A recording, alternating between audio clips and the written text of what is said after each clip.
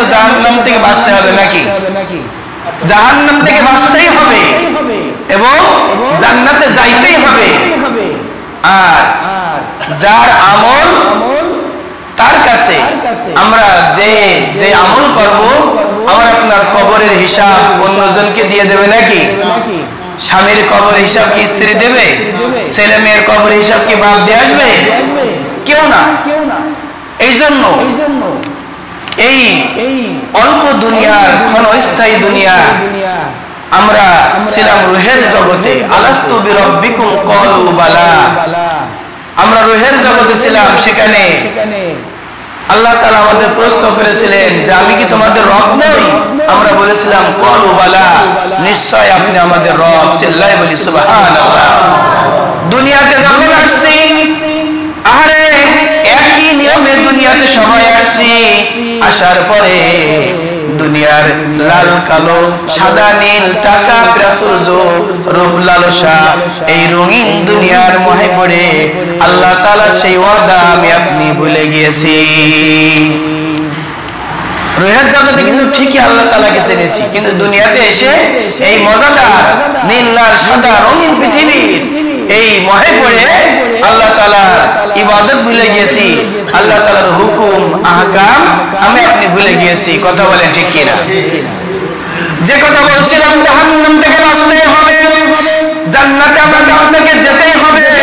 আমার আপনার আমল আমার আপনার নিজেকেই করতে হবে, কারণ কিয়ামতের মাঠে আল্লাহ রাব্বুল আলামিন এক একজনকে তার আমলের হিসাব দিতে বলবেন। এক একজনকে তার আমলের হিসাব দিতে বলবেন। আল্লাহ তাআলা বলেন, ইয়া আইয়ুহান নাসু কু আনফুসাকুম ওয়া আহলিকুম নারা ওয়াকুদুহান নাস ওয়াল হিজারা। হে মুসলমানেরা, হে ঈমানদারেরা, তোমরা জাহান্নামের আগুন থেকে নিজে বাঁচো। আগে কাকে বাঁচার কথা বলেছেন? নাকি নিজের আত্মীয় স্বজনকে, নিজের স্ত্রী স্বজনকে? তাই কি বলেছে? আল্লাহ তাআলা বলেছেন, হে ঈমানদারগণ, আগে তুমি জাহান্নামের আগুন থেকে নিজে বাঁচো। আগে নিজে বাঁচো, তারপর তোমার পরিবারকে বাঁচাও। যে জাহান্নামের আগুন হবে ওয়াকুদুহান নাস ওয়াল হিজারা। হিজারুন শব্দের অর্থ পাথর। ইয়া আইয়ুহান নাসু কু আনফুসাকুম ওয়া আহলিকুম, আহলুন মানে পরিবার, ছেলে মেয়ে স্ত্রী স্বজন যেগুলো আছে এইগুলোকে পরিবার বলা হয়। প্রথমে বলছেন, হে ঈমানদারগণ, তোমরা জাহান্নামের আগুন থেকে আগে নিজে বাঁচো, তারপর পরিবারকে বাঁচাও। কারণ ওই জাহান্নামের আগুনের খড়ি হবে মানুষ এবং পাথর। সূরাতুত তাহরীম 28 নম্বর পারার 19 নম্বর সাপার একেবারে শেষের আয়াত আল্লাহ তাআলা বলছেন যে তোমরা আগে নিজে জাহান্নামের আগুন থেকে বাঁচো, তারপর তোমার পরিবারকে জাহান্নামের আগুন থেকে বাঁচাও। তাহলে জাহান্নামের আগুনে জ্বালানো হবে দুইটা জিনিস দিয়ে। সেই দুইটা জিনিস কি? পাথর এবং মানুষ। এই পাথর জাহান্নামের ভয়ে আল্লাহ তাআলার কাছে কান্নাকাটি করে, কিন্তু মানুষ এই পাথরের চেয়ে শক্ত। মাহে রমজান আসছে, আমি গত জুমায় বলছি, রমজান মাসে 11টা মাস আল্লাহ তাআলা খাইতে বলেছেন, একটা মাস রেস্ট দিতে বলেছেন। এই ফ্যানের উদাহরণ দিছিলাম যে ফ্যান যদি একেবারে এক মাস একাধারে চলে, তাহলে কি ফ্যানের ভিতরে যে ক্যাপাসিটার আছে, হোল্ডার আছে, যে তার তুর আছে, এগুলো কি থাকবে নাকি? এই কোম্পানি বলে দিয়েছিল যে এটা 5 ঘন্টা চলবে, 2 ঘন্টা বন্ধ থাকবে, এভাবে নিয়ম করে চালাতে হবে, তাহলে হলে বাস্ট হয়ে যাবে। তো আমরা যদি 12টা মাস খাইয়েই ফেলি, একাধারে খাই, আমাদের লিভার, ফুসফুস, কিডনি, মূত্রনলী, তারপর আপনার পিত্ত পাথরি, পিত্ত যেগুলো আছে দামি দামি জিনিস, এইগুলো কি নষ্ট হয়ে যাবে না? আল্লাহ তাআলা বলছে তুমি 1 মাস গ্যাপ দাও, 1 মাস তুমি দিনের বেলায় পানাহার করো না। আমি তোমাদেরকে 11 মাস খেতে বলেছি, তারপরে আল্লাহ তাআলার এই হুকুম আমরা অনেকে মানতে পারি না। অনেকের বয়স 60 বছর, খেয়াল করে আসুন, অনেকের বয়স 60 বছর হয়ে গেছে, কিন্তু এই 60 বছরে 60টে রোজাও তিনি রাখেন নাই। এই এলাকায় মনে হয় নেই। আফসোস, 60 বছরে 60টা রোজাও নেই। কি যে বলে রোজা থেকে পৃথক হয় আমার মাথায় আসে না। 70 বছর হায়াত নিয়েছে আল্লাহ তাআলা, 70 বার রোজা পেয়েছে, 70টি রোজাও রাখেনি। বছরে যে একটা রোজা তাও রাখে না, আবার খায় পেট পুরি। আল্লাহু আকবার।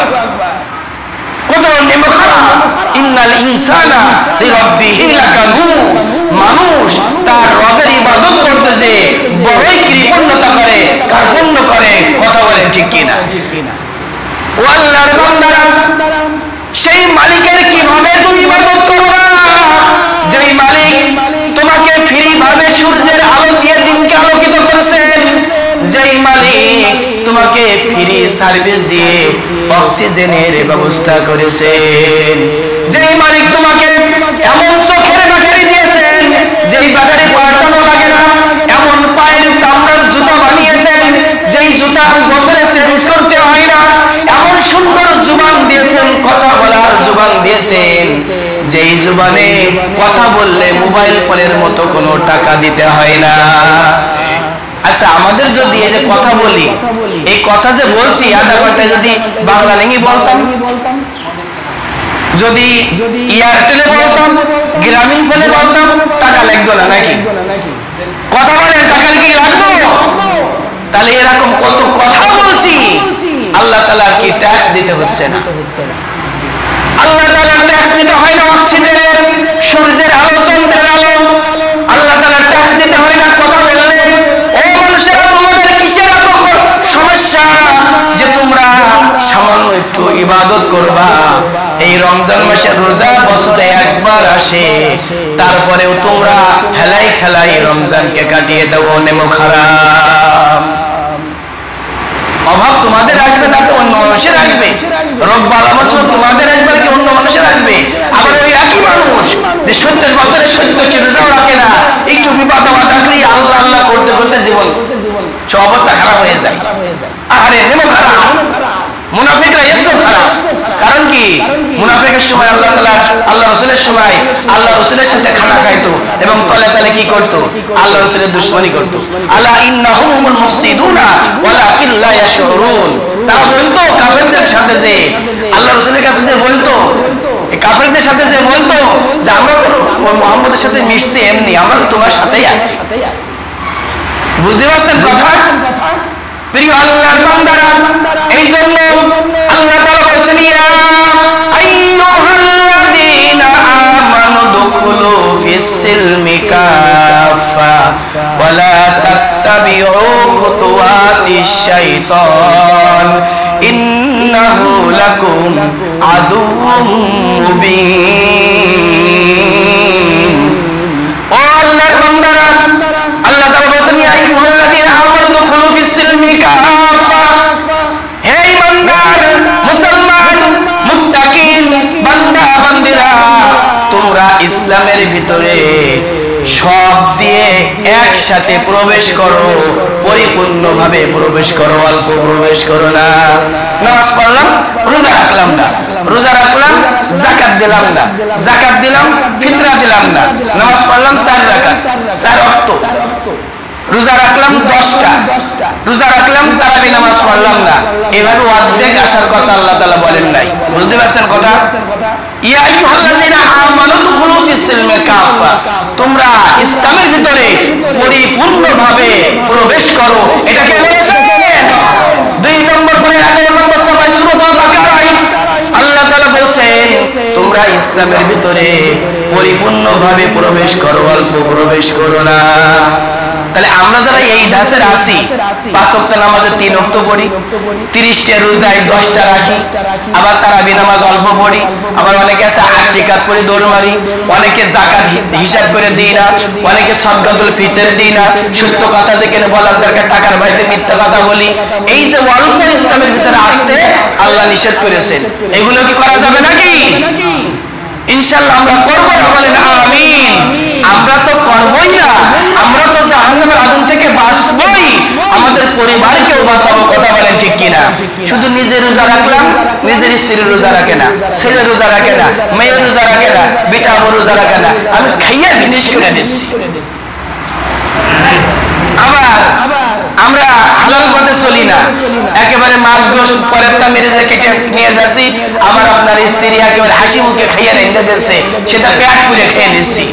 আল্লাহ তাআলা, আল্লাহ রাসূল বলেন লা ইয়াদখুলুল জান্নাতা গুজিয়া বিল হারাম, হারাম ভক্ষণকারীর দেহ, রক্ত, মাংস, পিণ্ড কোথায় প্রবেশ করবে না? বেহেশতে প্রবেশ করবে না, জান্নাতে প্রবেশ করবে না, এটা রাসূল বলেছেন।